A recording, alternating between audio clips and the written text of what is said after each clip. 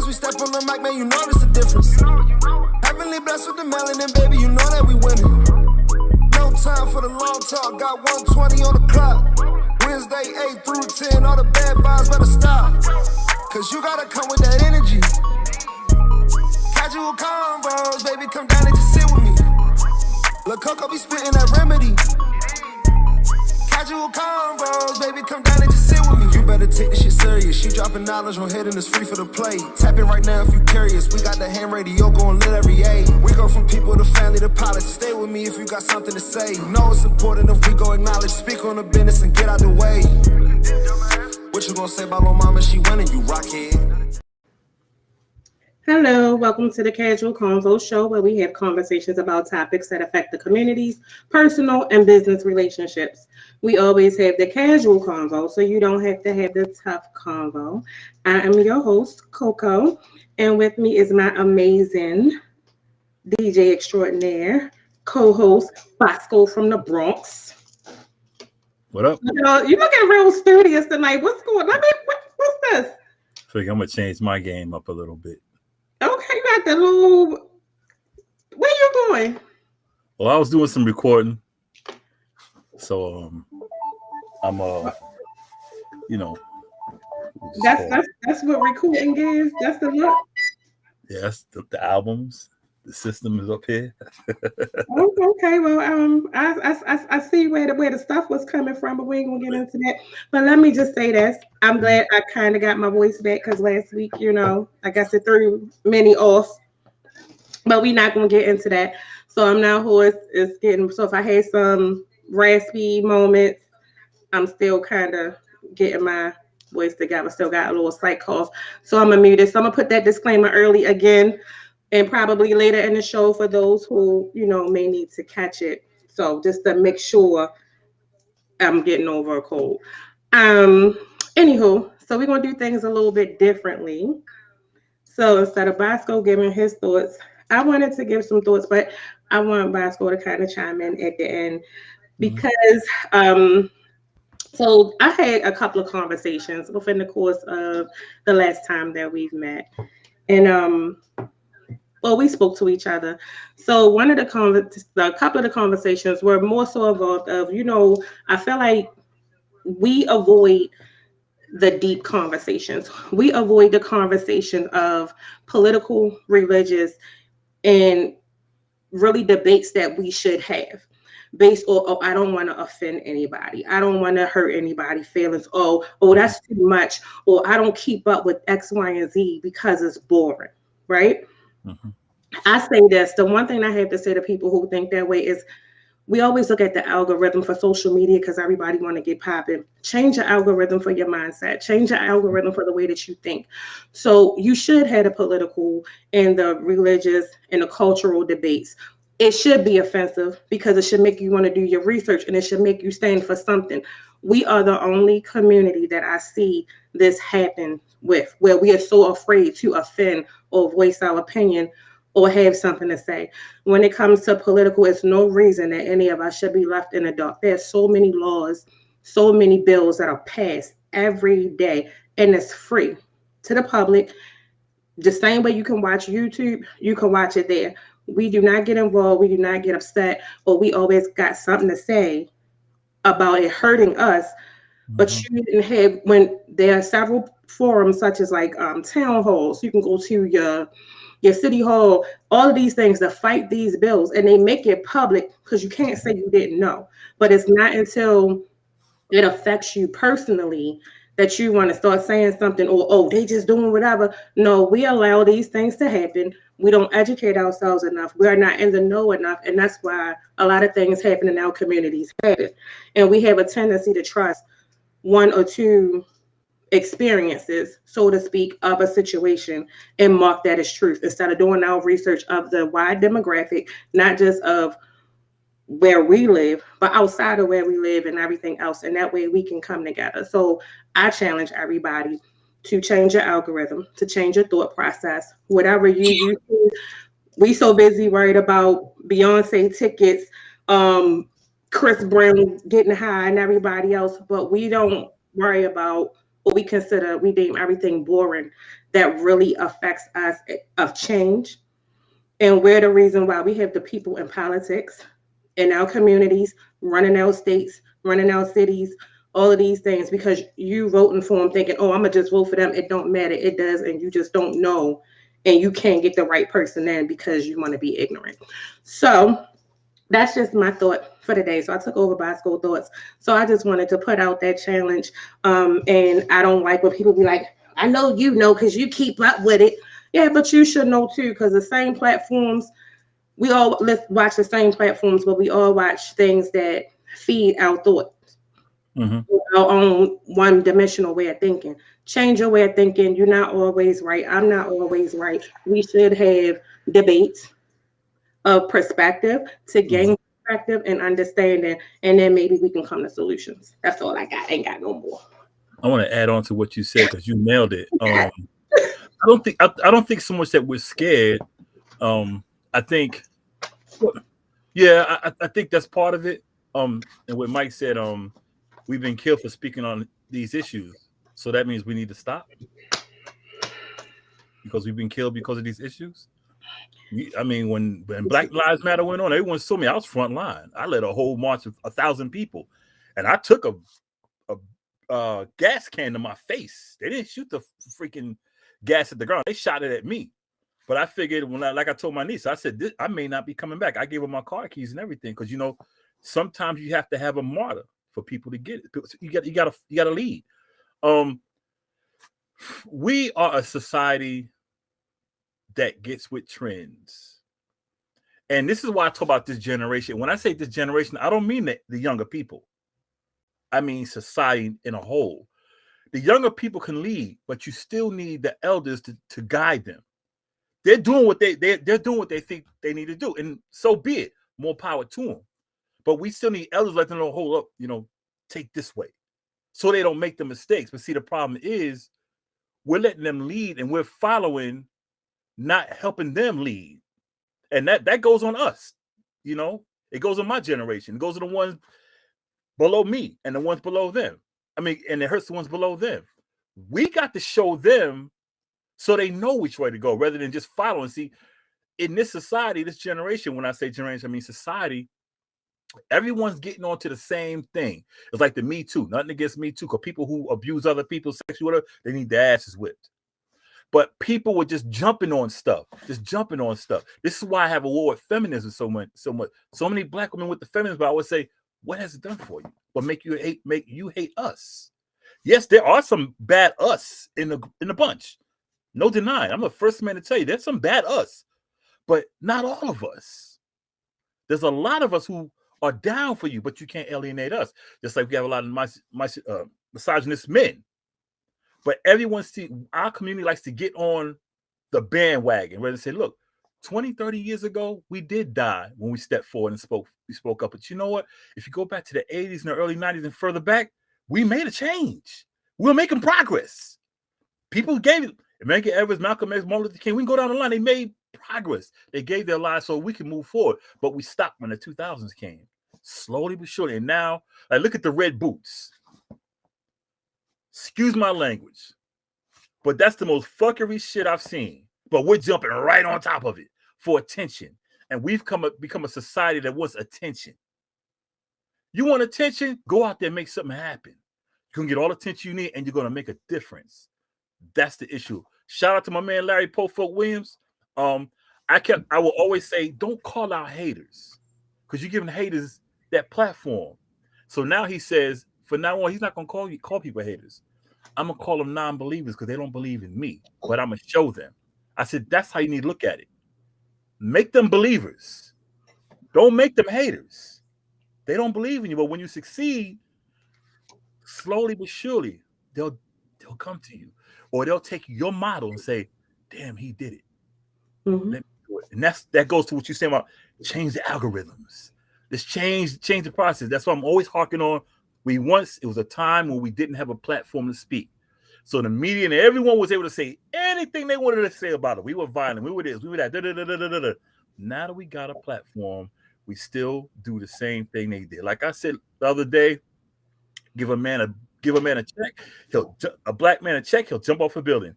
Give him a book, he'll Right, go off right. the building. Okay.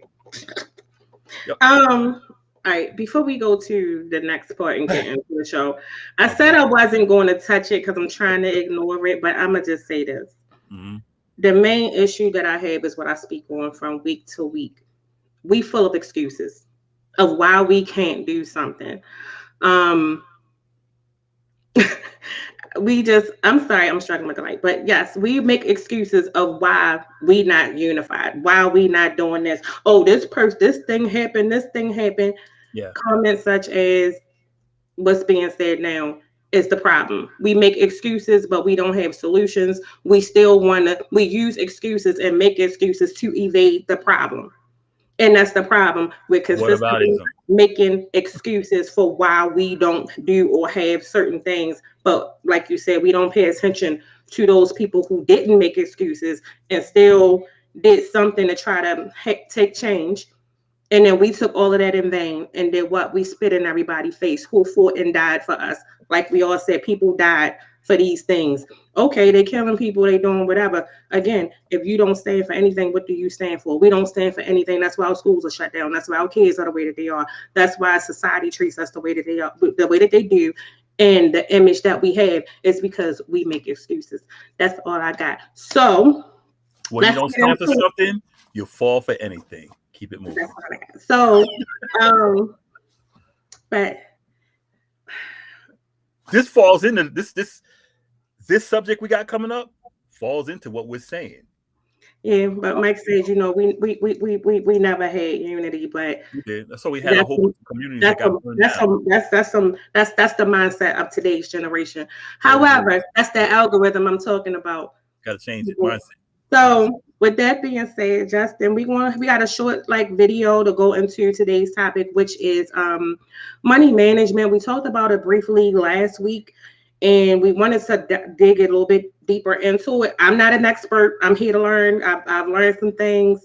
I made some posts about it of what's going on. How can I make it better, or do certain things? And I kind of liked it because I did learn some things. But I just wanted to have an organic, open dialogue discussion, one that I think we all need to have, and maybe we can all learn from each other. If anybody have any input of money management or anything like that, I would say we welcome you. Please give your suggestions. You can call in. You can do anything you want. The number to call in is 870-714-2522. Justin, if you can play that video for me. Thank you. While he's finding the video, there we go. Today, we're going to talk about the importance of basic money management and what you can do to establish good financial habits. Having good financial habits allows you to not only take care of your day-to-day financial needs, but to plan for your future as well. So let's get started with the basics of money management. First, track your spending. If you don't understand what you're spending your money on, how will you ever know where your money's going? You might find yourself at the end of the month wondering what happened to your hard-earned income. So track your spending, and I mean all of it. You can set up a spreadsheet, or you can use an app like Mint that will track it for you. If you link your accounts to an app, it will do all the hard work for you. Budgeting apps are great for people who frequently use their credit cards to purchase things. While we're on the topic of spending, change your spending mindset. Our homes are full of things and stuff. But before you purchase anything new, ask if it will really, truly bring you joy. If it won't, don't buy it. The second money management basic is to automate your bill payments. Set up online payments for as many bills as you can. Paying your bills on time helps you avoid late penalties, and they can be really steep. It won't just save you money, but it'll save you time too. And by the way, late bill payments can result in a lower credit score and black marks on your credit report. You can learn what goes into making up your credit score in the link in the comments section. Number 3 is to manage your debt. The average American household has $15,000 in credit card debt and pays anywhere from 15 to 29% interest on that debt. That's a huge amount. Make sure you're paying more than the minimum payment each month and start to pay down your debts. If you couldn't afford to buy something with cash, then you probably shouldn't be putting it on your credit card either. Aim to be in a position whereby you are able to pay your credit card off completely each month. Once you can do that, you're able to take full advantage of not only the convenience of a credit card, but the perks like cashback and airline miles that some credit cards can offer as well. If you're struggling with your debt, seek help from a professional. Hello. Uh-huh. Okay, so we're back. So I am going to say this about the video kind of takes me into what we're going to say, but there was a comment that stated we don't need money management because of digital currency. I would like to debunk that comment, Mr. Mike. The reason why I think money management is important because money management is about how we spend, how we save, how we budget, regardless of digital currency, no matter what's going on. And also, as we can see, no matter where your money is or how your money comes, you need to know how to manage it. You need to know where it is, how it's moving, and how to make your money work best for you. And like I said, I'm not saying that I'm an expert, but these are some things that I'm learning, situations, things like that. So this is why we're here. So I say that to say, even in the video, some of the things that I've learned as far as like budgeting, like I said, a lot of things I'm learning as far as money management, I've learned later in life. And I think the problem is even if you don't know how to do it now, regardless of what's coming in the future or whatever, if you don't know how money works, it doesn't matter where you put your money because you don't know what to do with it. You don't know where to put it or how to save it. You don't know what to do. You just want to say, oh, this is digital, I'm gonna put it here. Okay, then if it disappear overnight, something happened, as we can see everybody dying that's doing. Let me go ahead. Let's go. Regarding digital currency or not, you still have to have something for the future. Regardless, digital currency is just even if it's no dollar bills out there, you still have to have the money to survive, regardless. And anything you buy, especially digital currency, credit, whatever, you still got to pay that money back. In the video, it said, if you can't buy it with cash, don't buy it with credit. I agree because I learned that years ago. And there's a song by Scarface called "Safe." It's a very good song. I mean, he talks about what Scarface talks about, but it's a line he talked about how his father taught him, if you make 10, say use 60, save 40. And mine is, like I told you last week, my thing is 40, 40, 20. 40 on what I got to take care of, 40 on just little things that come here and there, and that 20 I put away.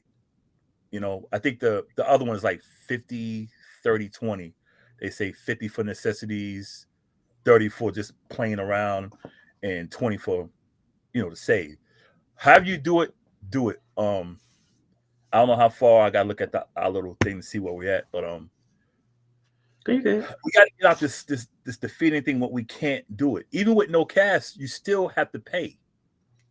You still have to, whether it's digital or not, you still have to spend money, whether it's digital or cash. If you got a credit card, you're still spending money regardless. And you have to pay that money back some type of way. It's not like they're just going to let you spend, and you don't have to pay nothing back. That's not how it works. So it doesn't matter if it's digital and no cash. You still have to spend some type of currency. And you have to have that currency to spend it. So it doesn't matter if you go digital, unless you're going to put a chip in your hand and whenever you spend something, it takes a day off your life or something like that, Let me just get into, let's just define money management, I guess, so we can get the specifics out the way. So money management is how well. Shout out to Miss Eunice, that's Richie's mama. Oh, hey. That's my big mama. We got on money management is how well you manage your finances, from budgeting, investing, and setting goals and spending habits. I think I spoke briefly on that last week when I was talking about creating goals of spending, which was something that I like I said, I stated I learned later in my life. So just to give a little brief summary of this, I know some of us think we all know and have all the answers. That's cool. If you are financially knowledgeable, great for you. All of us are not. Right. I'm going to be the dummy here because I am not. I'm going to not going to say I'm all the way financially knowledgeable. I'm still learning, and like I said, I done went and I questioned a lot of things with my credit union, banking systems, and everything like that. So I want to say it's also important just for those who may not know. I just want to throw it out there.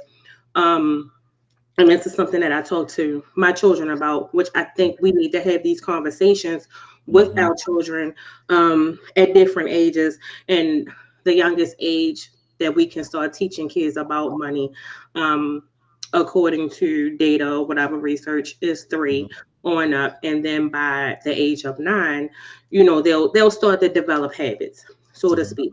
So one of those things is opening an account. Most of us work from a single account.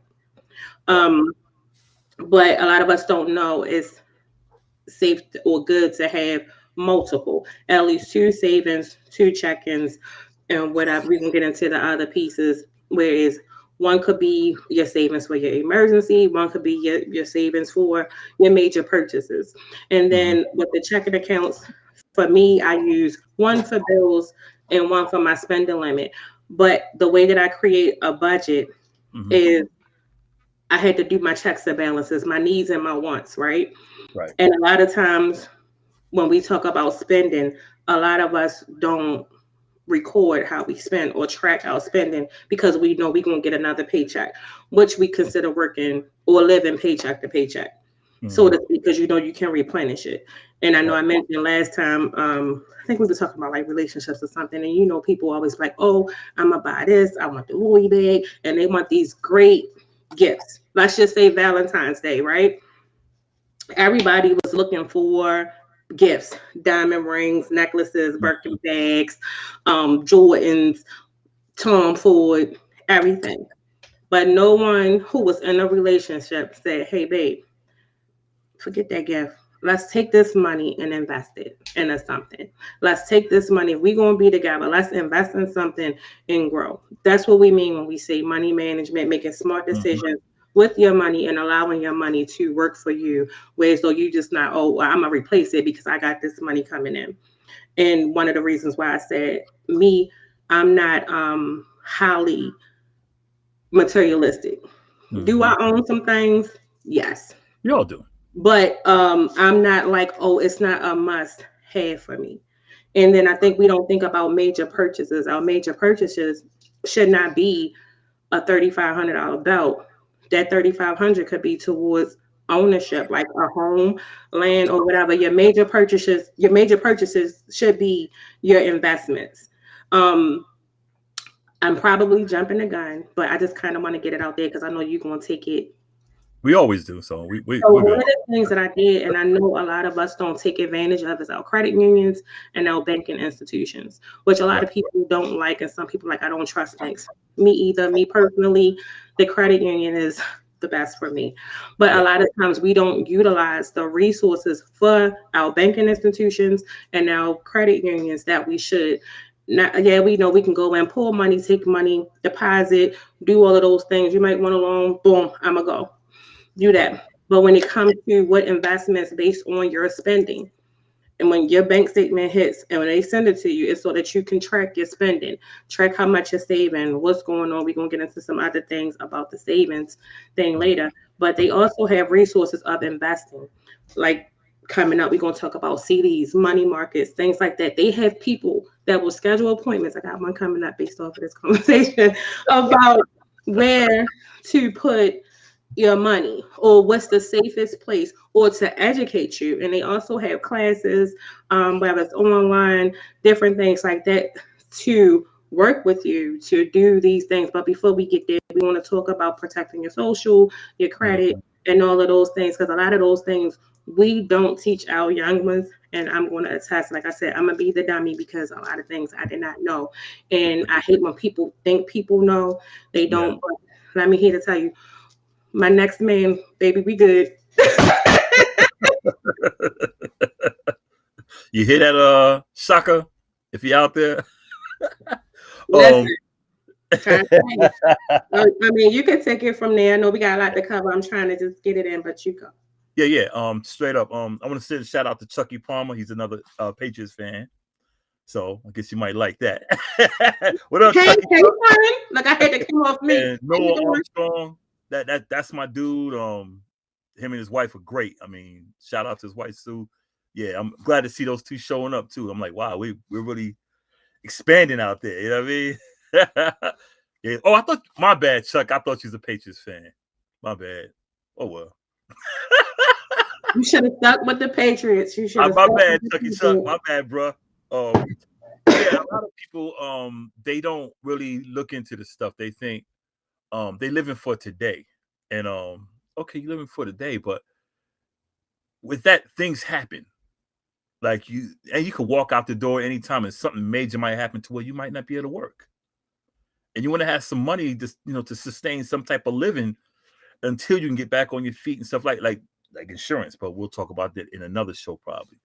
CDs, money market accounts, and like Noel said, invest in yourself. I mean, that could mean a lot of things. Like me, I'm at the point in my life where I got a few things, like I said, my music, it helps me do what I do. I can make money with it. But my art, I'm buying stuff so I can start printing shirts and stuff like that again. I'm at this point in my life where now when I'm spending to build my own business. I'm trying to get my catering thing going again. So, and that's investing in yourself. That's investing in your future. And yeah, people need to really say, why are you, I think I seen Waka Flocka say this. Are you buying that Benz or that fat chain or whatever because you like it? Or are you buying it so you can floss it around the hood? Because after a while, that chain gets old. And you can say, oh, well, you want to pawn it or whatever, but you're not going to get the money that you paid for it. If you paid $30,000 or $3,000, let's say $3,000, you ain't going to get $3,000 back when you get rid of it. So basically, your thing depreciated just like a car you might go out and buy. You have to buy things that it's going to last and things that you're really going to need. And you can buy a chain anytime. Go or roll it, whatever. I mean, all that stuff is for show. Yeah, you like it, but do you really need it? Think about it. $3,500. Like if I had $3,500, well, I got it to spend right now, but I think about the things I can do with it, other than going out and buying me whatever. I can pay my car off. I can do things around. It's just so many things. And with the banks, I think true people don't trust banks. I don't either, but I trust a credit union more. And I'm still look into that. Have a secure place to have your money, because at least with the bank get robbed. Huh? Why do you trust the credit union? That's why I said it. I wanted you to say it. Credit unions. Credit unions just offer more. It's just offer more in terms of securities and stuff, everything like that. They just offer more in terms of securities. But one thing about having your money in a bank, excuse me for stuttering. I stutter naturally when I talk real fast. The one thing about having it in some type of institution is that if it gets robbed, you don't lose your money because it's insured, it's secured. But if someone comes up in your house, you got a stack of cash, that cash is gone. And then when they come to invest, where'd you get this type of cash from? Then you got to go through all this nonsense. And what people don't realize, the money you're making now, you're going to need when you turn 60, 70. That cash you got it. Okay, big deal. But now you have to be your own secure person. You got to be your own, I guess, Fort Knox, because you were out there showing how much you have. And there's someone walking around your yard saying, I'm going to get in the house, I'm going to get that money. And if you're there, they're going to take you out too. So there's just a lot to it. I think mine, for personal reasons, I'm going to just say this, because, I'm an open book. So y'all probably know my whole life at this point by now. But I think well, I don't think I know. I trust credit unions mainly because for security purposes. Yeah. Banking with banking institutions, I've had identity theft. I've had, fraudulent activity on accounts. Mhm. And so I had to struggle to Yeah. get my money back. I had to file all kinds of claims with like FTC, all types of Mhm. things with banking institutions. As soon as I got with the credit unions, I can vouch that security. And when something happened with an account that I had, and literally they called me while the person was trying to do whatever they was trying Right. to do. They shut it down and they was like, we need you to come in here. We need you to do X, Y, and Z just because, certain things. So I look at it to say for security and just for a peace of mind, credit Mhm. unions for me are awesome.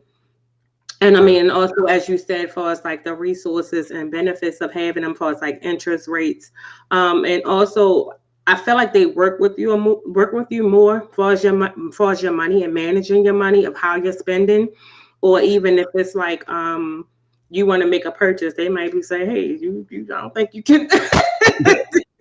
Or, another person will let you wipe your whole account out, and then Yeah. they send you things based on according to how you spend to get yourself together.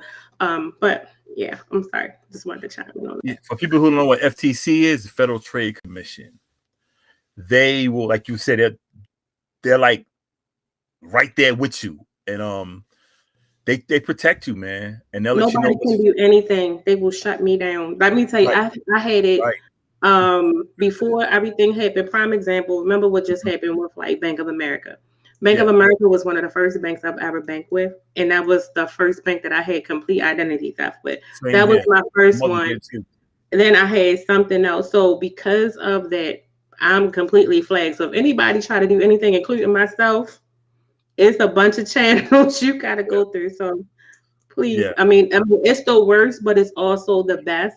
I would rather for it to be that way. Like I've even been like out of town where they be like, nope, until we can see you, we don't Mhm. know this is you. Like, and I was like, then I forgot to call. Yeah. So it's like, yeah, but then it also, that particular situation taught me to split my money up as well, which is another thing. It's part of money management and also helps you budget, just to throw that in there. When you have more than one account, you can say, okay, this is my spending account, Yeah. right? And then you can say, this is my bill account. And then this is the account that I'm not going to touch, that I'm just going to save for whatever that's just going to be on lockdown. This Mhm. other one, I'm trying to save to get something, but if it's an emergency, I might got to dip into that, right? So then Mhm. you have that account, but a lot of us do not utilize that. We just know, okay, I got this money here, I got this money here, and we want to spend it because we want to ball out.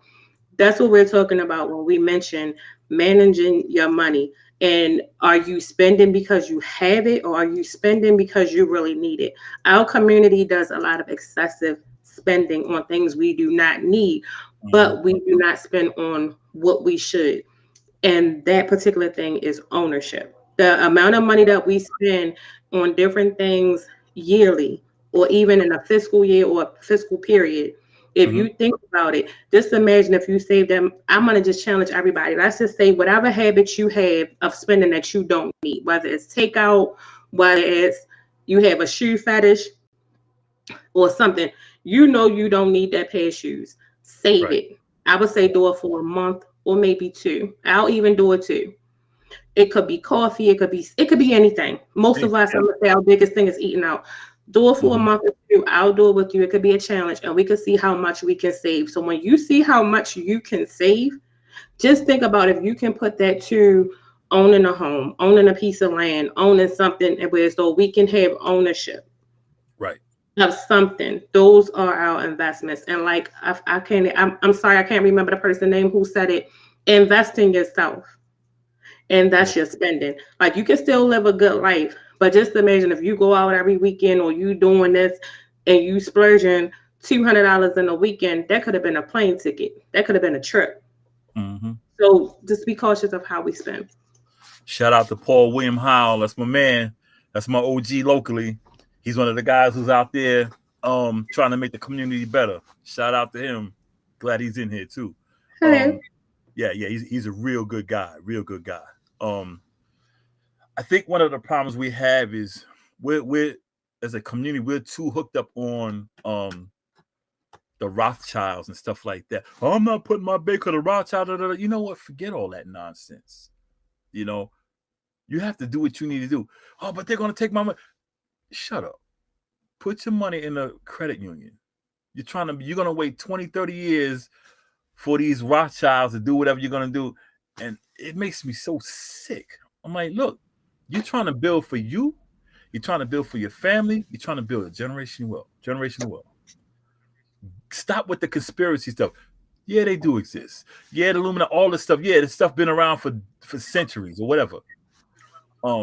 It's not affecting your life. It only affects your life when you let it. And that's when you get into the conspiracies and the Facebook stuff and whatever social media platform you're on. You need to build for yourself. Because when you get 60, 61, 62, you're like, damn, man, I ain't got no money. I got to keep on working. Then you'll think back of all the nonsense you was believing because somebody on your Facebook friends was blah, blah, blah, blah in your ear. You got to think for yourself. I got a big question for you. Yeah.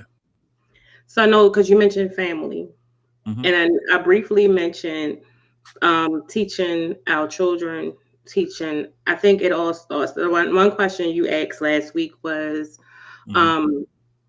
educating, like we talked about educating each other on financial knowledge and money management as well. So I say that to say this, and I shared my story.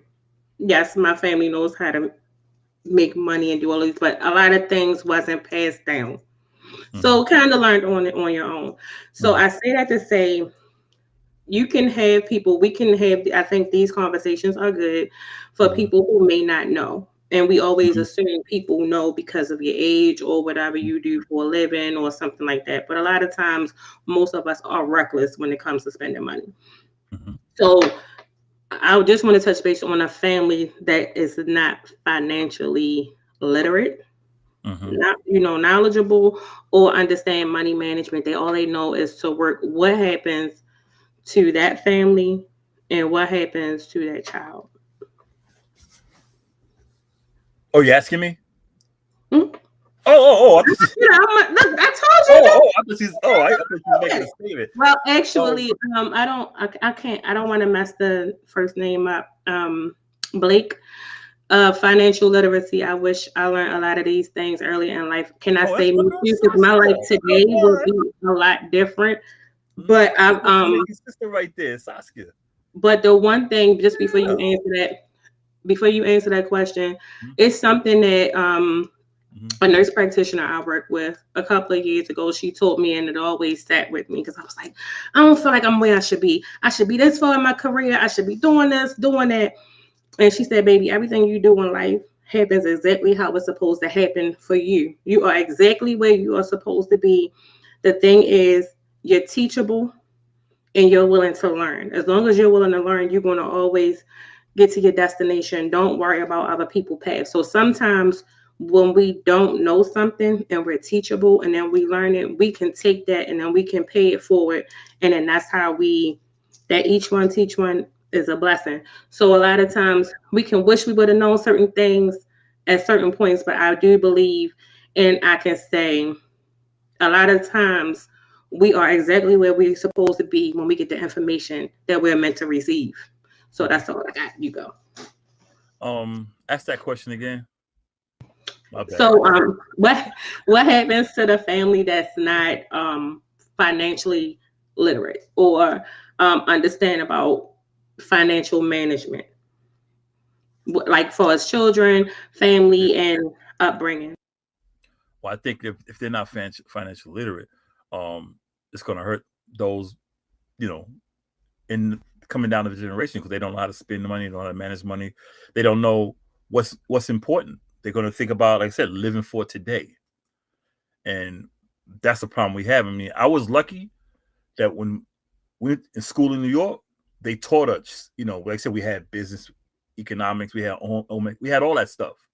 And we had to take one of them. It wasn't where you just said, nah, I don't want to do it. You had to take one of them. So we learned a lot. And with my mother, I watched her do things. And she would tell me, I'm like, why you buy that? She said, well, we got to eat tomorrow, right? And I was like, yeah. She said, that's why I bought this. And this is happening as I got older. Even once I got in my 20s, she had the same type of thing. She would buy this. And I'm like, okay. And she would just cook it. We're like, dang. She's like, dinner's in the fridge. And I went, you see you cook it? But she cooked it the day before or 2 days before. And I think that goes with the saying of managing money. You have to teach. If the family doesn't teach any member of the family, you plan for tomorrow. It's not promised, but there's a good chance it's going to come. So you need to plan for that. If you don't, you got a kid who gets a job, gets his check or her check, and just blows it. They're like, what's your money? Me and my friends, and that's what kids do. I spent this, me and my friends, we hung out. Okay. So what did your friends do for you? Nothing. So that means your little $300 check that you worked your ass off for, you don't have it. It's gone. You have nothing to show, but maybe a soda. That's it. Or maybe a necklace or a little small chain that cost you $20. That's all you have. And with that parent has the same habits. You know, that parent is like, I'm going to go to McDonald's and we're going to eat this. The money you spend for a family meal at McDonald's, you can go to the grocery store and probably buy enough for 3 days. What you laughing at? You must be in the chat. Let me see what's going on. But it's crazy. I mean, we have to teach. Even if we didn't learn when we're young, what we know now, we still need to teach. We still got to tell them. Like I said, I'm glad my daughters know how to do their thing with the money. Like I said, my 20-year-old, or she'll be 20, she still has her little problems, but she's doing a whole lot better than she used to. Now when she asks to borrow money, it might be for $10, like $10 every two weeks or something like that. But she'll pay me back. So it used to be like, yo, dad, can you let a broke nigga borrow $20? That's how she is. I'm like, yeah, all right, I'm gonna cash out. It used to be like every other day or 3 days a week, but now it's like maybe once. Man, it might be once a month. She might ask like $10, $15. You want my answer? Yeah, it's probably better than mine, but I want to hear it though. No, that was actually awesome and great. And I do like Eunice's comment about teaching that she teach her sons, and she capitalized sons for y'all. Mama Eunice. And daughters how to cook will save them money. Learn to keep my butt off, and I save money that way. I can agree. And I come on the show. And you said yes, I agree. She is so you gotta talk to her. She should what. I told anybody I'm open to right now. Your son then came on. You need to call into the show right now, or get your video camera. Come on the show right now and give you a little 2 cents for 5 minutes or 10 minutes or whatever. I'm welcome. Listen, like I told you when we talked after the show last time, I'm very anybody can talk to me. Yeah. But like talking to her. You love talking to her. When I talked to her, I just listened and I was like, hell yeah. I love that. I love to get different perspectives and insight on everything and everybody. Like, I'm not always right.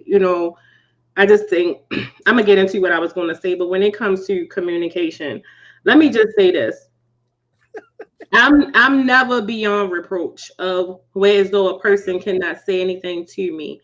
And I think we need to get in that mindset where as though if there's an issue or misunderstanding, go to the person and have a conversation.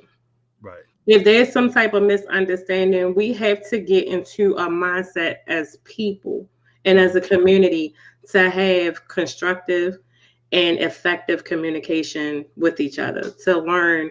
If I do something that's offensive, come to me. Right. I'm confrontational, and I need people to understand confrontation is not a bad thing.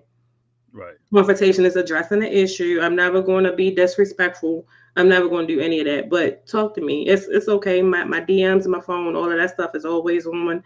I'm always reachable. Yeah. Anyway, fast forward. So back to the show. Um, what I would say about the family, I think you hit a lot of nails on the head, and I wanted to highlight that comment because part of that is really important. When I just talked about challenge everybody about spending, we eat out a lot, we do all of these things, and we really don't have to. We choose to. A lot of things come from choices. So choices is learned behavior, the same way like money management. So one thing, like my mom always told me, you protect your social, but she never taught me to protect my credit. Two different things, right? So I always knew to watch my social. Don't let nobody get your social. Don't let nobody get your social. Nobody never talked to me about credit.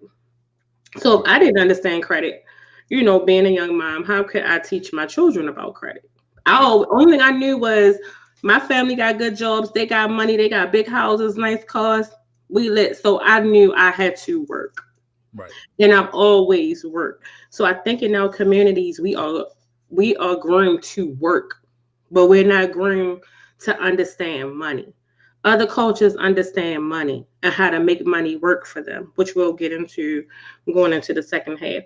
So I say that to say, when you have a family that's not financially literate or understand financial management, you get a family of bad credit, bad money decisions, and bad debt.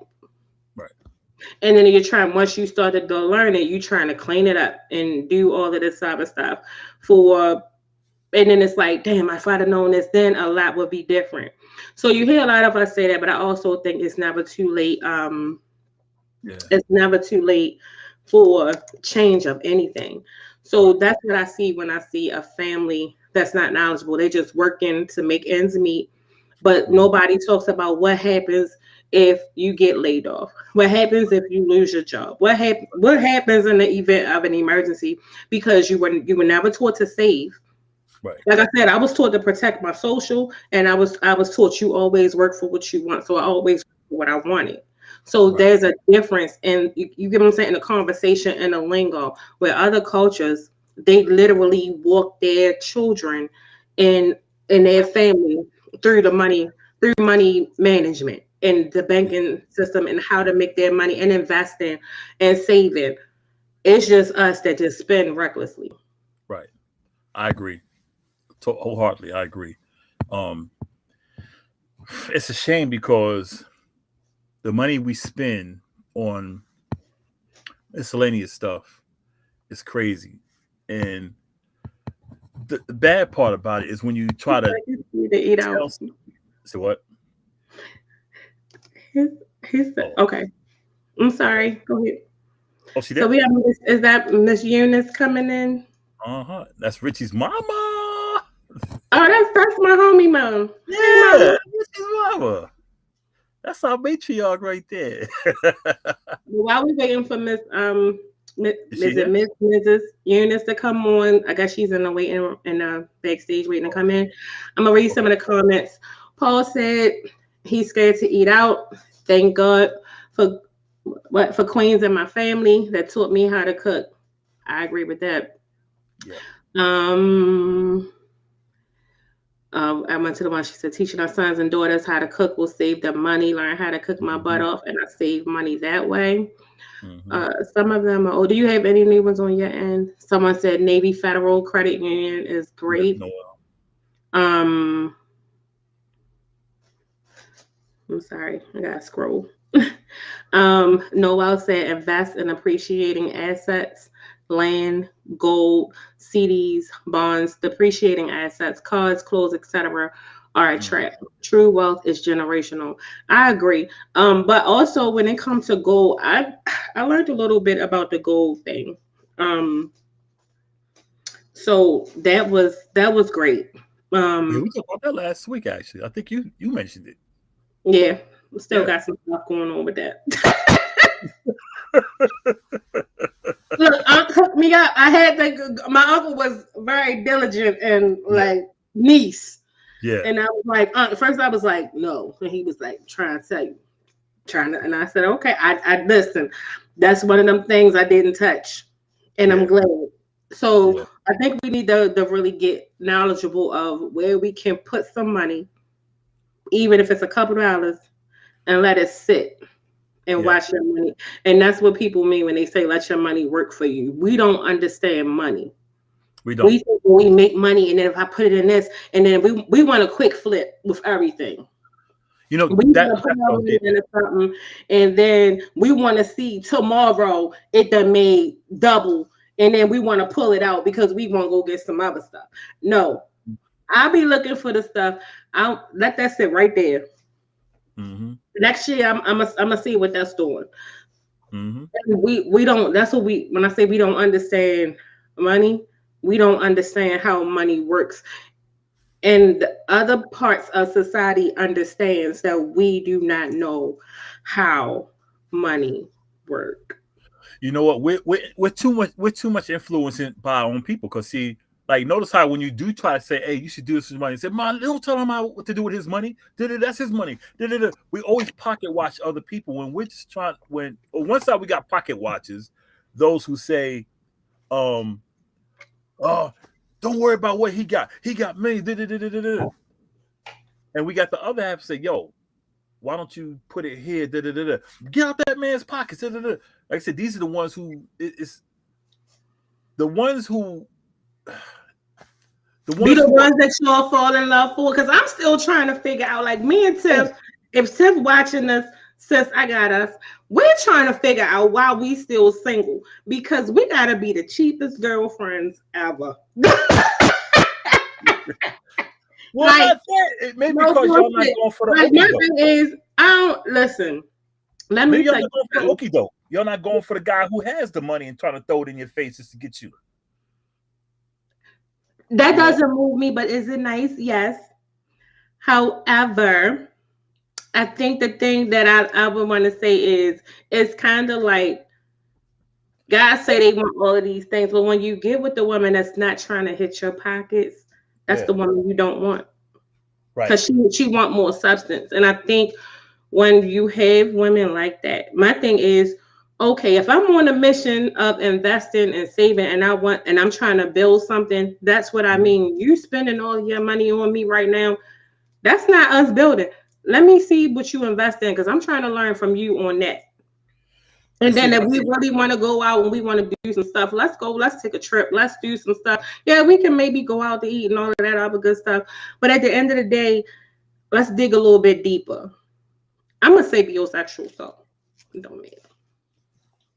oh, she was on the line. She was listening How to she us. going? Dang, we ain't know. How she can't hear you?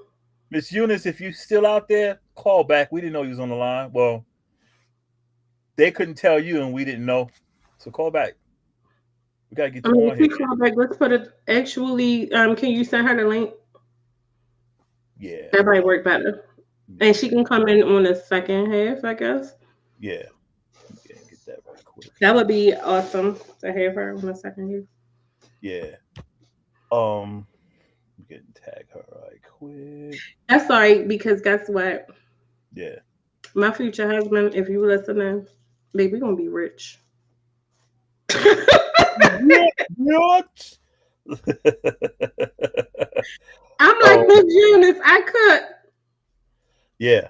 That's why I'm so glad my mother taught me how to cook. Well, she taught all of us how to cook. And all my kids can cook. All of them.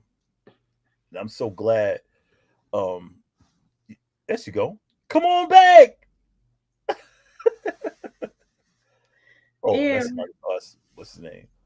Well, Um, can you post the link? Like, can you put it in the chat?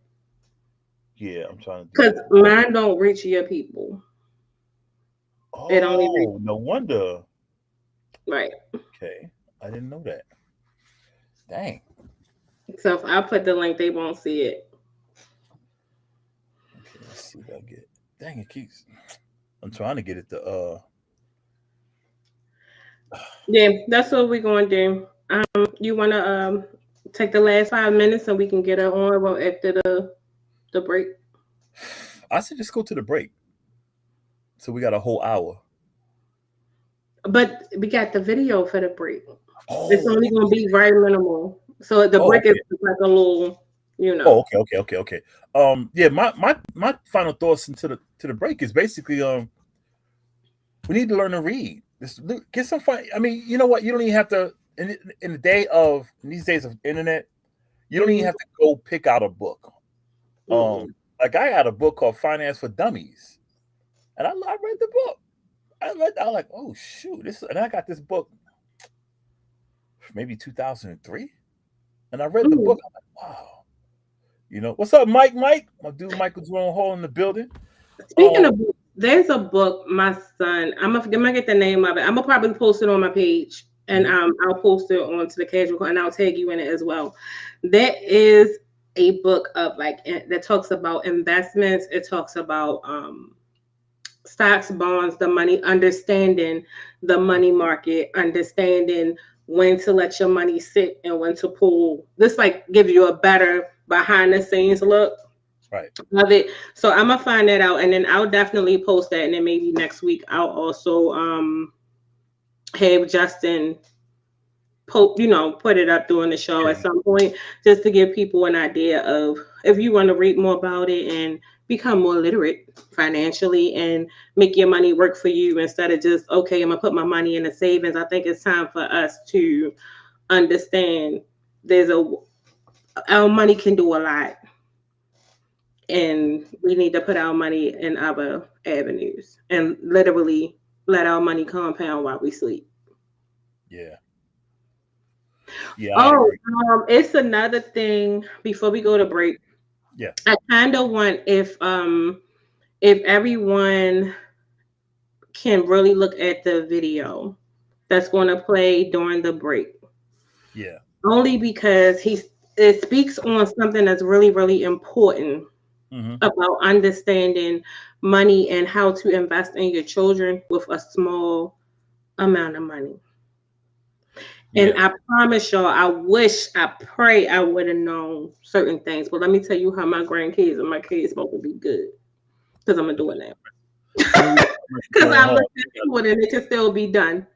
You got a book here, the People's Principles.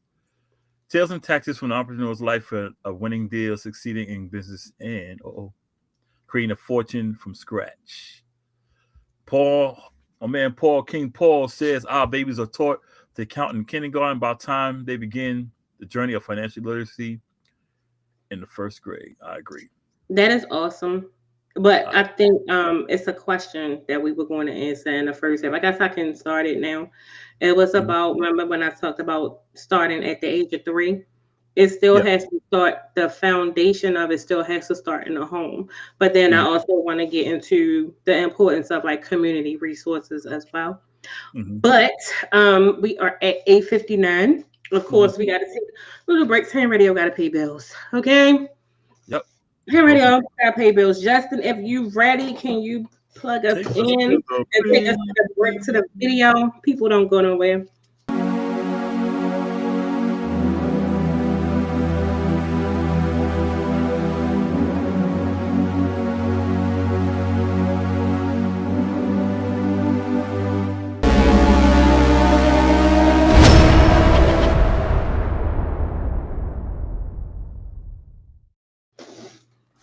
Hello, welcome back to the Casual Convos Show. I'm your host, Coco, and I have my amazing host who came up with this topic for tonight. He's always got my back, and I promise y'all, he saves my life every week. All right. So, Boscoe from the Bronx. All right, you go ahead. You can take us back into the second half. You go. I'm trying to set this up. Before I do, I went and got 2 books off my shelf. This right here is called $100 Startup. It teaches how to manage your money and start your own business, regardless of what type of business you're making. I mean, it's like basic. This right here, The 7 Habits of Effective People. Highly, it's a good book. Let me give you the 7 habits, and it teaches you how to handle money, how to handle yourself, how to deal with the public, how to do everything you got to do to get that stuff to get you right. First habit is be proactive. Begin with the end in mind. That's like saving your money because you know you need something at the end of the road. Put first things first. Make sure you take care of your priorities. Think win-win. You want to go in there like, okay, I'm going to succeed in this. You know, I remember Jordan said, if you think of a backup plan, you'll take more time thinking about your backup plan rather than just the plan you need to succeed with. It's the problem we had. Seek first to understand, then to be understood. That's a problem we don't do. We rather hear something and just go at it rather than understanding what's going on. Synergize. And at the end, sharpen the saw. Do it all over again. These are some. That's why I also got The Art of the Deal. Donald Trump, which is a good book. Knucklehead of a man, but it's a good book. And The Art of War. And The Art of War is very good because it teaches you how to strategize, but you can use that strategy for yourself. How to prove yourself, how to manage your money, take care of your properties. You just use that same teaching that he's teaching how to go to war with. You do that and put that war within yourself. You fight the things that I guess hold you back, you know. Exactly. Last book Tupac read. Yep. Second hour.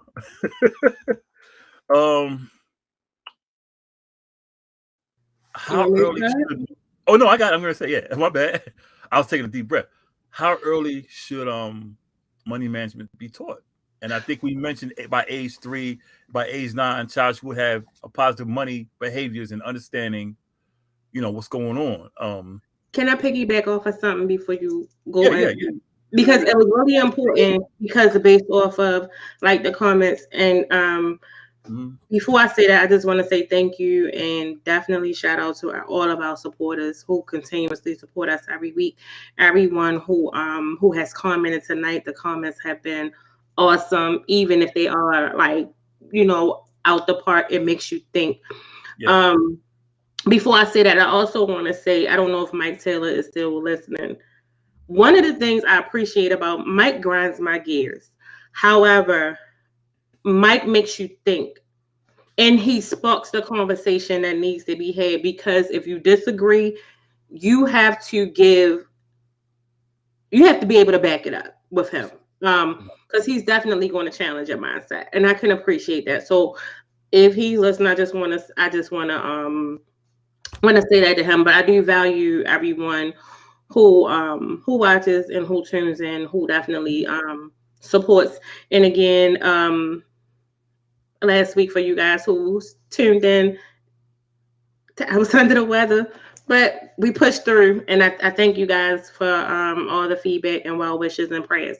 But fast forward to the show. So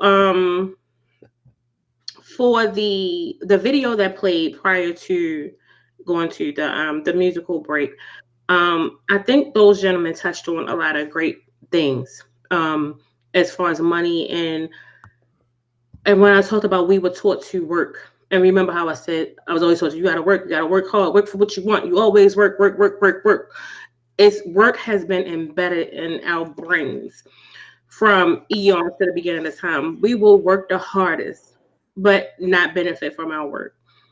And I think an important piece that he stated was the gentleman who was like, "Oh yeah, I can work in 30 years. I'll have a pension." We're not even promised tomorrow. Right. You know what I'm saying? So it's kind of like that makes you think, especially the day and age that we live in, the times that we live in. I'm not sure where everybody's from that's in the comment section that's listening. I know, you know, Ham Radio has a great reach around the world, but here in Baltimore, the next hour, I don't know, I could log off of here and they could be like, y'all, something happened. So, I hope not. I hope not either, but I'm just saying. Boscoe from the Bronx show. I mean, I'm just, you know, I'm not speaking anything into existence. Let me just say that. So God forgive me. But I just want to say, okay, Emerson Village. I went to Emerson. I used to live that way. Okay. I used to live up that way. And I went to Emerson. My brother actually, me and my brother, all of us. So yeah, Shout out to you. You know, you bring the people up in the business. Worldwide, my nigga. Okay, man. So, yeah, I say that to say I really enjoyed hand radio for even bringing that reel to fruition for Casual Convo, because it really touched it pinpointed right in the center of where we wanted to go with this conversation. Because I think we work, and we think a pension is another. So just think, you work all your life. Let me tell you, oh, cool. You can retire, 50, 65, whatever. They always up in this shit, right?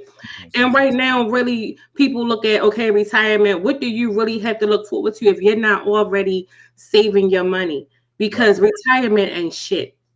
I mean, forgive me for cursing, but retirement ain't nothing. So when you go and we think about this, so you worked all this time, and we see a lot of times, a friend of mine, I hope he don't get upset for me for mentioning this. I always talk to him about retiring, and he has lost some friends right after retirement, and it can affect you to make you think like, damn, how much of my life do I have to live once I retire? And I'm not going to lie, I think about that myself. Like I've dedicated so many years, but it's kind of like then you think back, like, am I really living? Right. We really live to work. So, but then when you think about financially, and a lot of people, when they get into retirement, they pick up part-time, or they still want to work. And I don't think it's because, and most of us think, oh, well, they've been working all their life, so they need something to do. No, it's financially. That fixed income is serious. Right. So I say that to say, when you think about it, and he told me about, when I looked at that reel, he was right. We look at IRAs and things for ourselves. We don't think about it for our children. So I went into, and I looked into it. I got grandkids. Yep. Let me tell you how my grandkids, I ain't gonna put their names out there because y'all ain't gonna try to get with them for their money. But I'm going to definitely invest in that, and also invest in my children. And I think it's important as we learn, what Mike said, legacy realistically is not established by a 9 to 5. The average Black person spends time investing their energy, talents, and gifts into someone else's vision and never launch theirs. Lord, okay, Mike, you are about to get Hand Radio on the line, because this is something that he lives and breathes, is ownership and working for yourself. Yep. But I also think that part of that is the responsibility. And a lot of us don't have the mindset to run businesses, or want the hardship of running businesses. That's the other thing. But even if we don't, we need to understand there are other ways to make our money work for us, ways though you don't even have to invest a lot of money. Right. I reached out to, it was the person I wanted to get here, he taught me a lot. It was like from down to working on my credit, different things like that. And I think a lot of us, we try to pay off everything when we get into a certain amount of debt. Certain debt is kind of like, if you pay it, it's going to hurt you more than letting it fall off. And I think being able to identify those is important. Also understanding, savings, what things, or credit cards or different things. In the video earlier, I'm sorry, I'm all over the place, but I'm trying to get it all in. Shout out Mark. That's my boy, New York Giants, baby. So the video earlier talked about cashback credit cards and things like that. I never have a credit card, so forgive me. I'm going to get one. It's everybody keeps telling me to get at least one. Yeah, me too. Said this thing. Let me tell you, my mom was a swipe, and I remember being young, and we had to cut her cards. Okay, so and that vision stuck with me, and I was like, I'm never getting a credit card. And I lie to you not, I never got a credit card. So, but I'm also understanding more about credit and why I need to get one. But getting the right one is, I have to do what's best for me. And I think it's important for us to understand it's okay to seek out consultants, different people that may help us do different things, and understand what hurts and doesn't hurt our credit. And a lot of times, like, oh, I got to pay this, I got to pay this. let that shit fall off. But you gotta know what to let fall off, because sometimes if you let it fall off, it helps you more than anything. Yep. But okay, I just wanted to speak on that. But as far as like investing in our children, and also investing and letting our money work for us, I think that's where your as you mentioned when we emailed and I had to cut you out on Facebook, like like investing in like the stock market, CDs. And I did want to mention about the CDs. I'm probably jumping the gun, but we're gonna get it in. I always do. I had an aunt. I just want to tell this story because I believe everybody's experiences can help someone and it reaches the right person. It may not, if it's not for you, let it fly. So I had an aunt who was wealthy, never married, never had children, nothing. Sound like my aunt. So, right. So she was great cooker, great everything. Like, but when we spent time together, she would teach me like the economics and how to live and be a woman, so to speak. Okay. So as I got older, she did start to, she was like, one day I'm going to teach you where to put your money. I never understood what that meant. And then she ended up getting sick, right? Right before she got sick, she said, what do you want to do with yourself? It was crazy. All of my family, all the older ones, they started asking. So, you know, because I was, at that time, I was the only one with children. You know, I had my first at 17. So I was in, so when I told her, she said, okay. She said, do you know about CDs? I said, yeah, I know you. I got to put them in there. Listen to my music on CDs. Dumb, you know, ignorant. I ain't know. So she, this was her. Hey. Look up the CD market. Okay. But she said we need to do one-on-one. Of course, you know, in families, things happen, right? Yeah. Things happen. So we were never able, but I looked at it and I always wanted to know, like, dang, she was always like, she could always buy, she could always do, she was like one of my favorite great aunties, right? Yeah. Like I said, never had no kids. And like my mom was like her baby. So, you know, under that, I was like her, you know, everything. I'm like the image of my mom. So that was the last conversation we had. Come to find out, she was heavily into the stock market, into CDs. I never got that information from her. And because that was the thing, because she was like, I want you to do this. But it was so much going on in the family, you know, at that time, I'm not going to go into that. It kind of, I don't want to say tarnish, but you know how some people don't feel like they want to overstep or put you in the middle. So they kind of distance themselves from you. It was that. But when I think back, and then when you mentioned CDs, I just signed up for shit, right? I signed up for this thing and they were talking about CDs. And it instantly made me think of her. And you know, all of that money and all of everything, because she didn't have anybody to leave it to. You know where it goes, right? I said, damn, this is what Auntie was saying. I need her help right now because I need to know which one to put the shit in. But you not being literate, right? Yeah. I didn't know. Go to your, this is how I talk to myself, y'all. I'm not talking to y'all. Let's go to your motherfucking bank. I don't know to do this, right? Because I'm still learning. And I was still young. And so I'm just out here thinking, like, I'm going to find out one day what the fuck that shit was. Not realizing if I would have just picked up a book or went to my banking institution at the time, they could have told me. So I'm not going to tell y'all. And when I say we don't listen to our children, we should. I'm gonna tell you who introduced the stock market, CDs, and different things, and even crypto to me. My sons. My sons. And I'm currently looking into CDs. Now you know what CDs to get. Make sure you get that Boscoe from the Bronx CD when it drops. Right. You could have seen her face when she was like, "Have you?" But this how she used to talk. You know, she was like my aunties. They like old school, but they also like Yeah, Indian women. So yeah. she like, baby. I'm like, that's auntie. You know, like all I do is I want to be a 7-Up cake. She made the best 7-Up cake.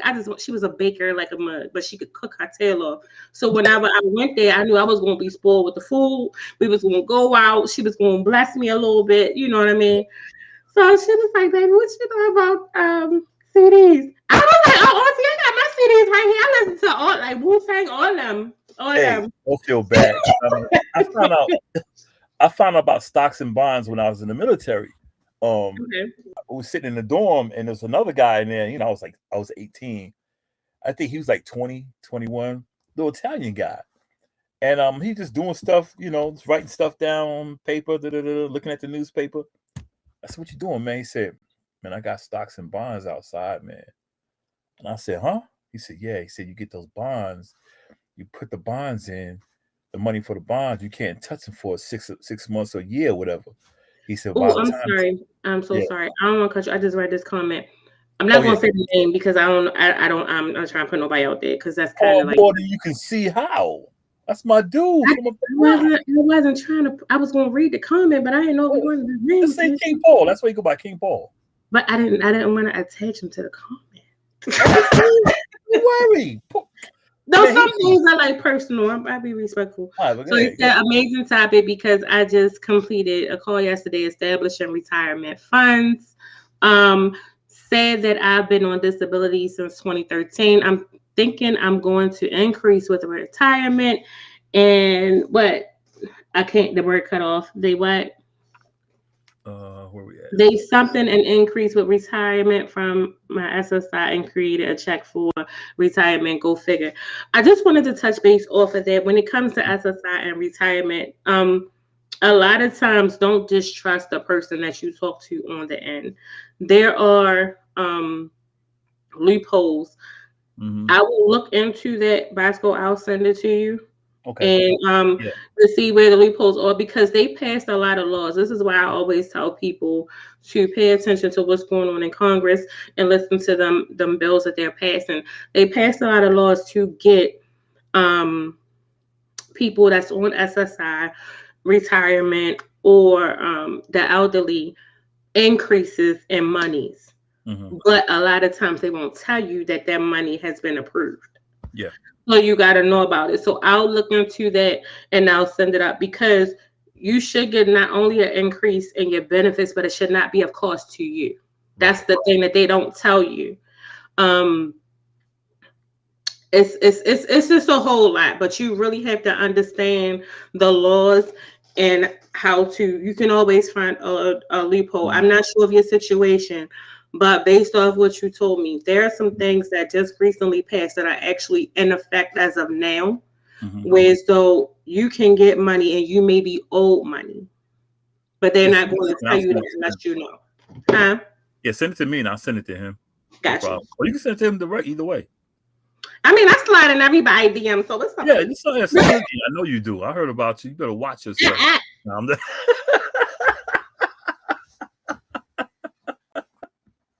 Watch out, Paul. She's gonna come up in your DMs, man. Mike was talking about what he said we touched on earlier in the show. You know, we need to teach generation to invest in land, funeral homes, industrial complexes, you know, stuff like that. Yeah, we do, and it's funny because I think we had said last week's show, the stuff we buy, Jordans and all this, why don't we invest in it? Put a little money on it. So when you buying this Jordan shoe or this Rolex or whatever you're buying, this new freaking Tesla, that money you putting in is going to come back to you. So you're not, I mean, you're spending more, but you're still investing in yourself. So later on down the line, you'll be like, damn, I bought these Jordans like 10 years ago. Now look what I got in the bank because I invested into this product, you know, because I invested in, I got Walmart, Tesla, McDonald's, Coke. You ain't tell me about this? Man, I put my money in them like 4 years ago. I don't even eat at McDonald's. Nigga, Like, you know what? I'm sorry, damn. But so I knew you 4 years ago. Huh? Yeah, we're gonna talk after the show. Yeah, Tesla. Yeah, I'm not. Like, friends, we're gonna talk after the show, so I won't be disrespectful. I don't want to buy no Tesla. I damn should invest in that bitch. Can I read one thing? Yeah. Why you asking me? No, because it's making me think about something. So Richard said he said Roth IRAs aren't bad, aren't a bad look. Up to 5K a year. It's like a savings account on steroids, which was mentioned in that video. So just imagine, a lot of people don't understand Richard, L homie. That I claimed him as my friend too. Oh, okay. I'm like, I don't see that. I didn't claim him as our friend too. So y'all gotta also tune into Richie Hicks on YouTube. Him and Boscoe be talking about sports and stuff, but they don't give the Patriots enough airtime for me. We got a feature on the panel. Yes, we do. But see, before we continue to talk, we give the Patriots fan time to talk. But you know what he does? He goes on some tangent that don't make any sense, and we give him the floor. We're like, yo, and he just be going on, and we have to mute this dude. Like, yo, he just came off a suspension. Y'all gotta have me up there because you know I do it on the show. You know, I mean, I'm in the live chat section going just like you invite people on this show, you got carte blanche on that show. Don't worry about that. Say less. You, Rich, and Jay, Arkansas, y'all got carte blanche. Whatever y'all got carte blanche on that show. Say less. I'll be on Rich. I'll be on there next time. All right. But, no, I just wanted to say I think that was good that he mentioned that because a lot of us don't understand we can open up IRA accounts for our children, and that was the one thing that he mentioned. And when he said it, I was like, "Damn, I didn't know that." Is Rich sending you undercover messages? Me? Okay, I see them. I thought he trying to be sneaking, like sending you DMs. Hold on. No, he can slide in my DM. I like the Latinos. He got that Puerto Rican Italian in him. You know how he is. Don't let the last name fool you. Don't let the last name fool you. Go by his mama's name. Go by his mama's name. Listen, mama. His mama his mama like a Puerto Rican from Queens. I'm coming in. But see, you throwing me off topic. See, that's how I got in trouble last time.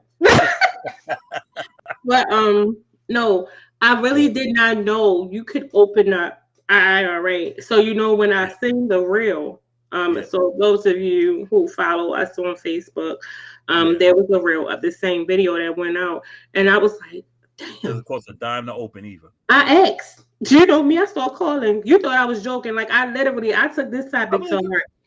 And I started asking questions, and I got a couple of appointments coming up with who I bank with. But yeah, and I was just like, damn. And I think a lot of us don't understand how you can open up. So just imagine, like he said, in a year, just imagine whatever you put in, and it compounds to a couple of thousand.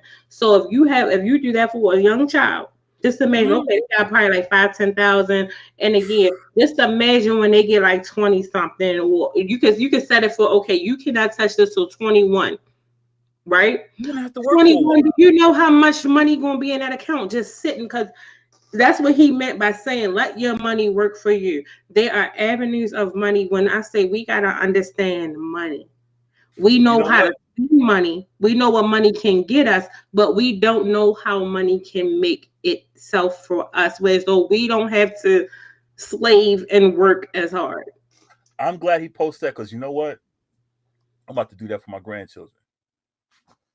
I'm just not going to tell them. I take you out. When I'm gone, I'm be like, you know what I did for you little niggas? It did my will. He really did that? Yeah. Yep. But yeah, I think also like we had spoke about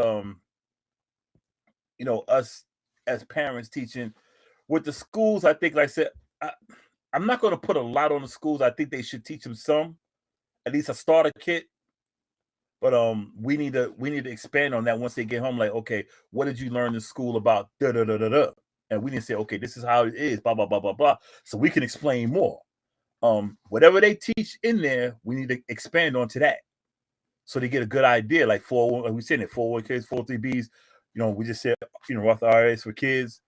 And our community don't know about stuff like this, and it's sad because these are things that's there for us that no one can say, oh well, it don't work for blacks. No, this is something. This right here is money. Money has one color. That's green. If that's what you want, that's what you get.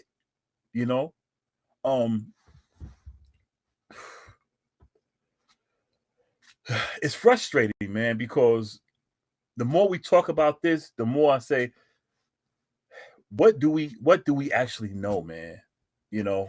And some of us as parents, me, I'm a grandparent, you are. I'm a little older than you, but I ain't gonna say nothing about shades as big because I'm not trying to show my age. I started early. Well, I'm still older than you. I got you by quite a few years. Yeah, you gonna get it solid. Go ahead. Yeah, I'm trying to keep you young. I keep you young. So you better take these compliments. Keep you young. So people don't know that you. I went back on mute because I started coughing and I didn't want nobody to get the wrong impression because I'm still getting over a cold. Hey y'all, she's choking when I'm just saying. I'm making her choke. She's choking up. She's okay. I just gave her a compliment. That sounded a little She can't. I gave you a compliment. You can't hold it. All right. Don't see this to you. But like I said, with me on social media, I'm going to start putting some of this stuff out there, because we need to know this stuff, man. It's too much information out there for us to have, and for us not to know it. Because like I said, I look at how we spend, and we are irresponsible. And I don't want somebody to say, oh, don't talk about it. Black people are irresponsible. Yes, we are. Yeah, I got you, Mike. No doubt, man. We went every Wednesday, man, 8 to 10, man. And you can catch it on YouTube just in case you don't catch the live version, So, hey, keep tuning in, man. And check out the Casual Convo Show on her page. We have a actual Facebook page. Hey, stay tuned in with us, man. We got you. But it's just so much information that we just don't know. And it's power. It's power, right? And one of the saddest parts. That's an hour. You be like. Well, I say it's power. It's power for us that we should know it. It's I said hour. You like her page? We're a team. No, I'm saying your page because you have it on your page too. I mean, I said the Casual Convo Show and your page. So you didn't catch that. See, I know I talk fast. Yeah. See, this how I got attacked last time. Anyway, I think what makes I think some of the people who do have money in the black community, they set off a bad impression because you see the guys with the money phones and all this and all that, but they don't never talk about investing. They don't say, yo, I got this money now, They don't talk about investing anymore. Because I know when I was coming up, Ice Cube talked about it. There was a rapper named Paris out of California. He talked about it because he bought a bunch of real estate. Even to the point with T.I., when he got that money, he started building them houses. There are a few who do, but now these guys, they exploit it to where they give everyone a bad impression. They don't know. They don't teach them how to save, man. A CD is like CDs and bonds, man. We talk about what CDs are like. I think did we put the breakdown of the CDs, ones, and certificate deposit, a low risk savings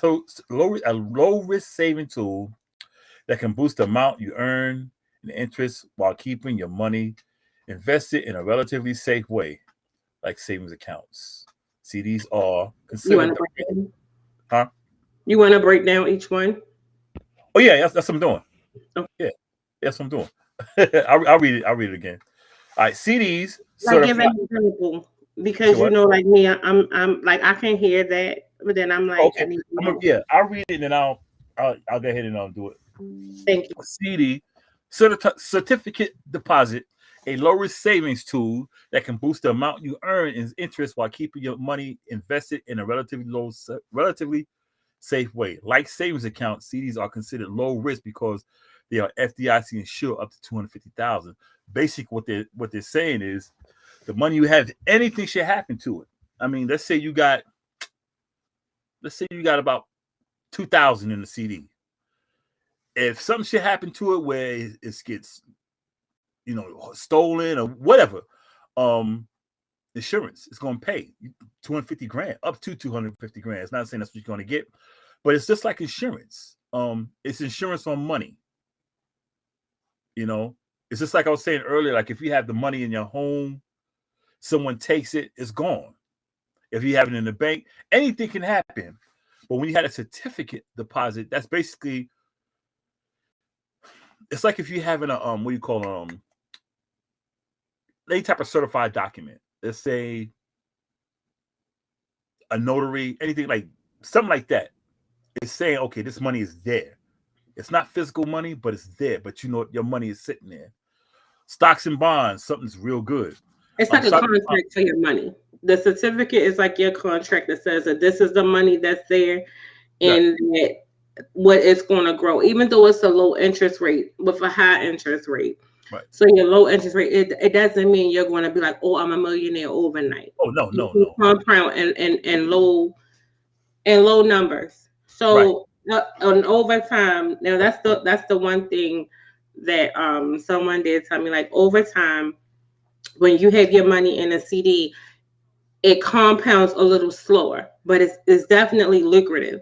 So if you're looking for a get rich quick scheme, the CD is not your way to go unless you invest in the right CD account. So CD accounts are like any other thing. You have to educate yourself on which accounts that you want to invest in, put your money in. This is your money.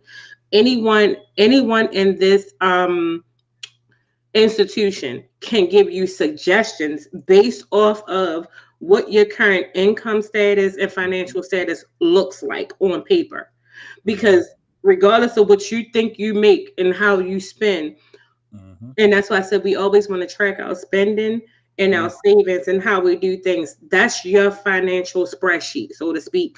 That's what people judge you off of when it comes to money markets. And how do you spend? What do you have? What are your assets? And I think that's where the ownership and things come from. So that was one of the things that even like I said, doing this, I was talking to people. So it was more so like, okay, let's look at your statements, your spending, this is that and the third. And they show you, they can give you actually a breakdown or a graph of what it looks like. Oh, okay, this is what you have. So I know you want to do this, but this may look better for you. Or this one may be more lucrative to you in the short term. So you do have a short term, midterm, and long term when it comes to your investments. And usually you got to get the right person to break it down to you, because a lot of times everybody go in with the short term. But the goal should be long term, because we're always thinking about our financial future, not our financial immediate. And a lot of time, plan for the end. Right. So the financial future is not only for yourself, but it could be for your children, your family, your funeral, anything. Yes, we have insurance, but let's be real. Insurance doesn't cover a lot of anything, and you still want to leave things for your family so that they won't have to struggle with you.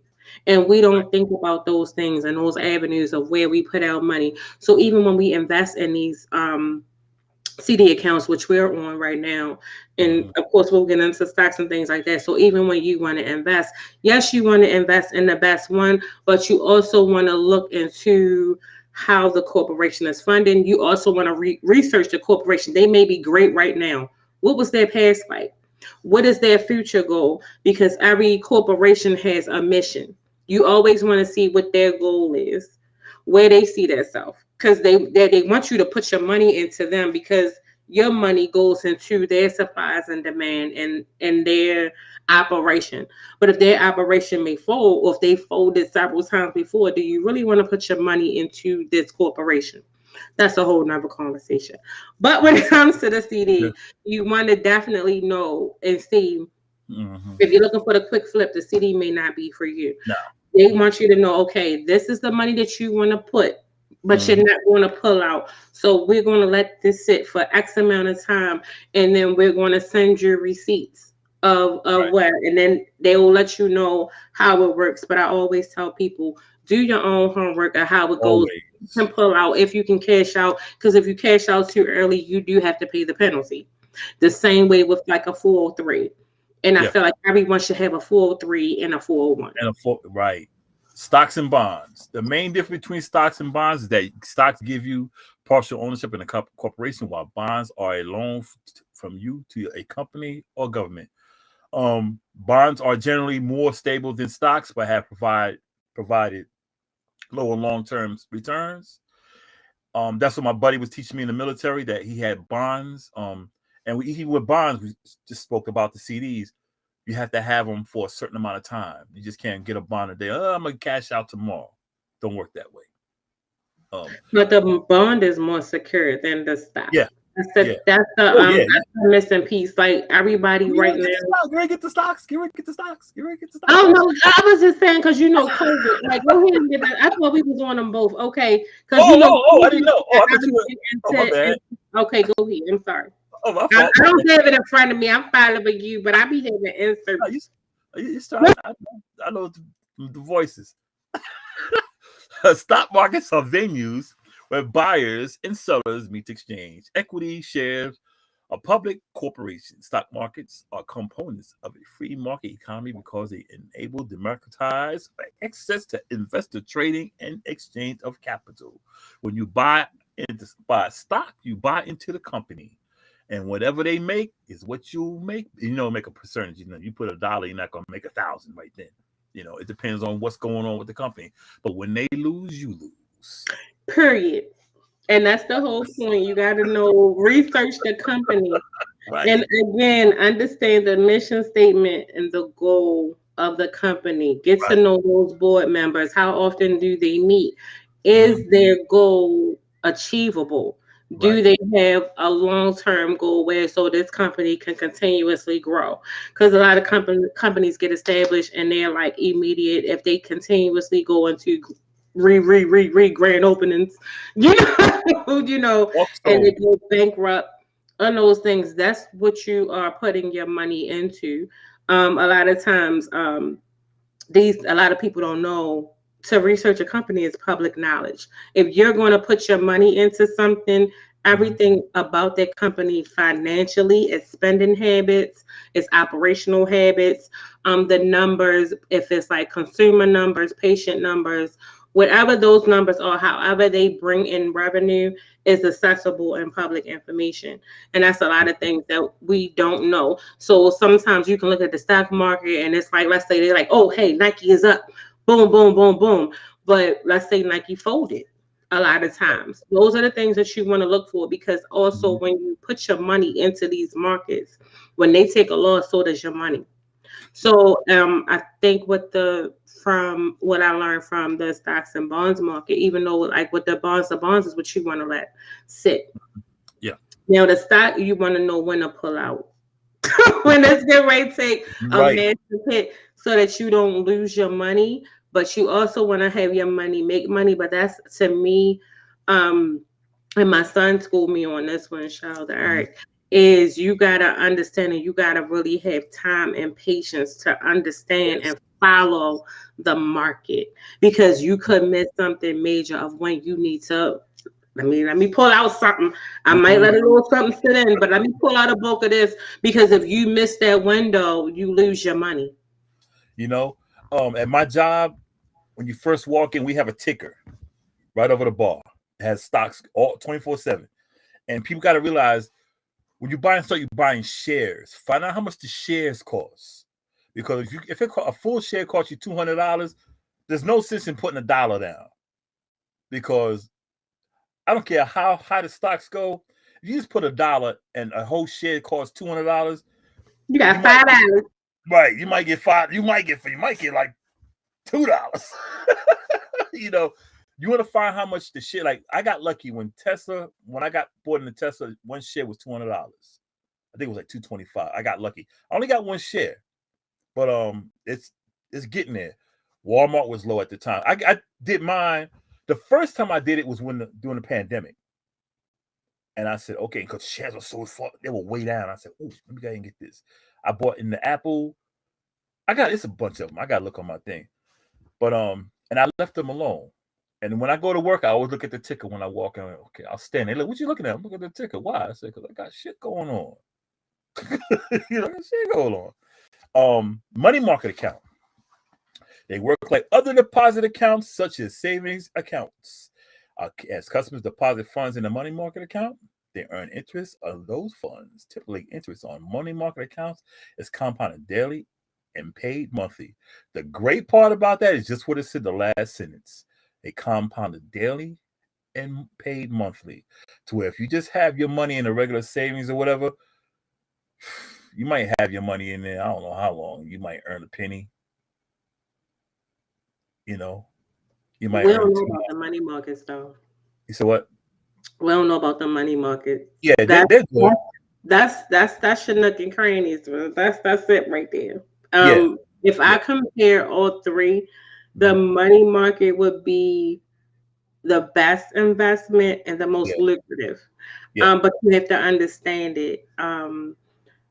Just to piggyback off of something really quick, during the pandemic, granted, a lot of people were losing jobs, losing losing money per se. A lot of us did get into investing. I'm not going to lie. A lot of people in our community, but we tend to do something that I don't think we hold each other accountable for, which is jumping on a bandwagon. Yeah. Oh, you invest McDonald's? I'm gonna put 500 in McDonald's. Right. Oh, you in this one? I'm gonna put this one in this one. But you got so many other things to invest in that you cannot imagine that are very lucrative, but you may not have seen the turnaround as quickly.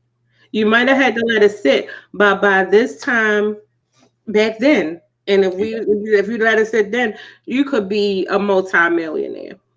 I've had mine at Amazon since the pandemic. It's coming out well. It's doing pretty good.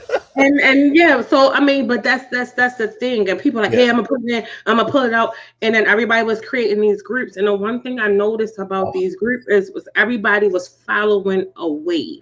Right. And the one thing, if you look at the trends, and we speak a lot about trends, trends are highly important. Yeah. And when it comes to decision making, and let me explain. When you follow a trend is what of expectation, and a lot of corporations and businesses, especially financial businesses, they know most people follow a trend. So I just need this window to make this money, and I'm gonna get your money, your money, your money. That company makes out, you don't. You don't, right? So that's the key, is to not always follow the trend. Look at what's not trending. Watch Trading Places, everybody. Right, because when you get it's a comedy, but you can learn a whole lot from that movie.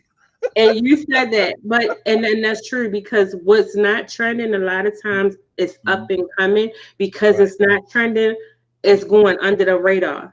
And then when it hits and you already got you could probably put like you said, $5, $10. You can start out with that 10, and because it's going under the radar, now your money is compounding. Your money is, building and building and building. By the time everybody else got on it and they gotta spend $300 to $500 a share into this company, you done started with your little $10. By that point, your $10 has turned into 10, like 100,000 or 150,000. So by the time they probably get ready to fold or have a downtime, like which most companies go into the red. Or go into this particular thing, you have the option. I'm gonna pull out something, but I might want to leave something, because companies fold and then they come back. Yeah, let me tell you about Amazon. I think I put 20 in Amazon. This was in April of 2020, the pandemic year. Right now, I think I'm at. I can tell you. Where's my thing at? Don't put all your money Oh out no, I ain't here. gonna put it up. No, they don't know nothing. They don't know where I got this at. Out of your DM now. Go ahead. Right now, I'm at 376. 376. Because everybody could say, nah, Amazon, they got all these problems going on. I said, Watch this. They're not paying people right. I know that. I know that. I'm about to ruffle some feathers. I'm Boscoe. Mm-hmm. So for all y'all out there, Boscoe is my future husband. Baker will.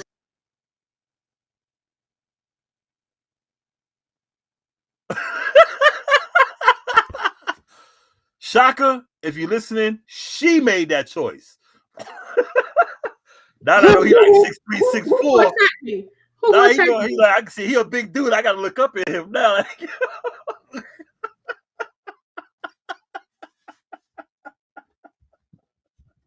Judy, I said what I said. Jude, that's your homie. You had your chance. You had your chance. You had your chance. Oh, your phone about to go off tonight. You had your chance, Jude. Just call me on 3-way. You know I was digging you, but you kept playing. You blew it. Hit me up with the conference call as they call you, so I can, whack. That's how I'm gonna be whack. Say something. Must be the DJ in me. Well, yeah. You know what? I'm going to post some of this information on Facebook. In fact, not some of it. I'm gonna post it all in different waves. Because a lot of people need to know this stuff. And once we do once it's posted on YouTube, I'm gonna share it. So you guys need to watch this show. There's a lot of good info. I'm not saying it because it's the Casual Convo show. We gave a lot of good info. Period. We really did. Oh, we do have a part 2 next week. I think we're gonna do like a mini series. There is so much information on not even just money management, but financial literacy and understanding the market. And I think we do. Mike did. Yeah. Mike in the beginning. He, like I said, he does bring good points to start a conversation of digital currency and cryptocurrency. And I think we need to understand that, but we also need to actually give the breakdown of how to understand how to do money management prior to this coming in. So let's get this first. Yeah, I'm gonna just take 2 minutes, and I promise you can hear the rest. Nah, do your thing. I think the one thing I would say to people, as far as money management and your spending, for me, I think I mentioned it last time. I create goals. I think I'm a visual person. So I write everything down or I create a spreadsheet. So I create a list of where I want to see myself financially. My short-term goal is from 6 months to a year, and that's my savings. So my savings and my spending and where I want to see myself, or what is my next major purchase, right? Those are my goals. This is just me giving maybe something that can help someone else. The second piece that I did was I created a spreadsheet. I'm a spreadsheet girl. You may be a written person, which is fine. I created a list of what I spend, but as what I need to live daily living, what I want, those things that I may not need, and then I created where I save. Right? So when I see it on paper, I'm like, damn, I'm buying that shit.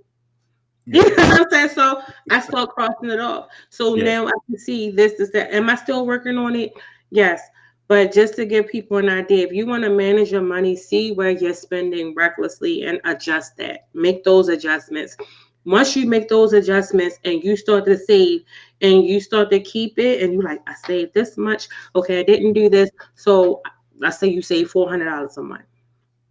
It could have been eaten out. I didn't eat out. I might have just ate out one day. damn, that didn't sound right. I might have just went out to eat on maybe a Saturday We got you. as opposed to every day. Yeah. Or I might have had a man in my interest and I said I wanted to treat him out, and this is what I spent. Hey, hold up. Who? Mhm. Who? Oh, it ain't nobody right now. So you cheating already? Okay. I'm very much. Nah, go ahead. So that was the thing. So I mean, that may be something that I like to do.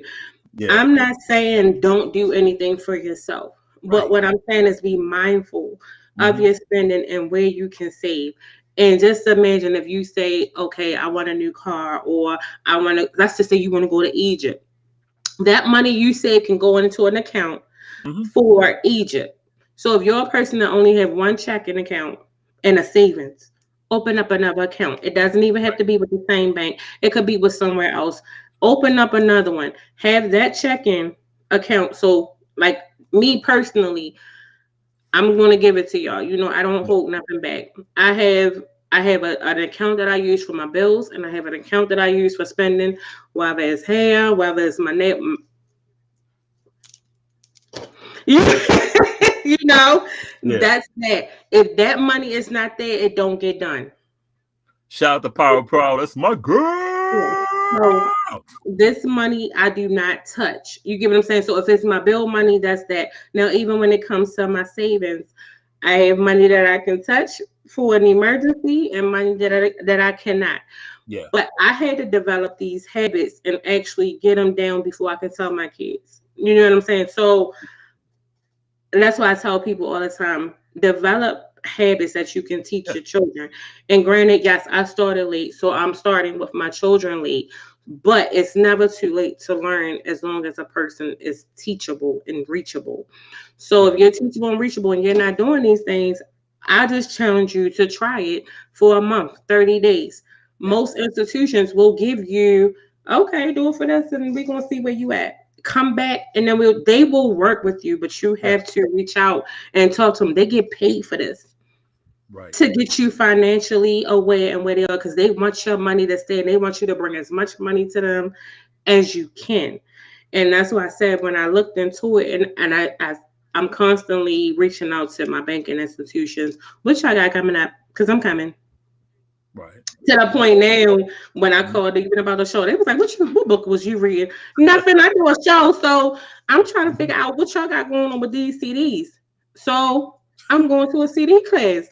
But you know what I'm saying? So because I want to put these things, because I want to be able to let my community know, let my children know, let my grandchildren know. But I also want to have things set up where as though financially they aren't struggling and worrying about certain things in a way that I had to. Yeah. So, I mean, no matter how much we think we know, we always can know more. We always can set up things more. And like I said, we're the most selfish culture out here ever. But it's on you. Yeah. Everything you said.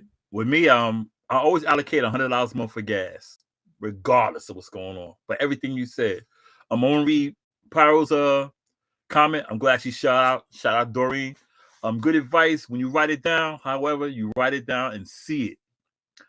You can then determine what needs to be cut back on and eliminated altogether. It's hard to manage anything when you don't see what you're spending exactly. We're gonna post this stuff on my Facebook and on the Casual Convo show. We're gonna close out. Yo, thanks for tuning in, everybody, to Casual Convo show. Check us on Hand Radio, Hand TV. Check us out on the Casual Convo Facebook page, on Instagram. We everywhere. YouTube. Yo, thanks for tuning in, Wu-Tang Wednesday. I'm Idris, a.k.a. Boscoe from the Bronx, the co-host. This is my lovely host, Coco in the building from Talk to you next week. Bosco going to do the whole show. That's what she said. Anyway, we're going to pass it to my man, Arkansas. Take us out of here, bro.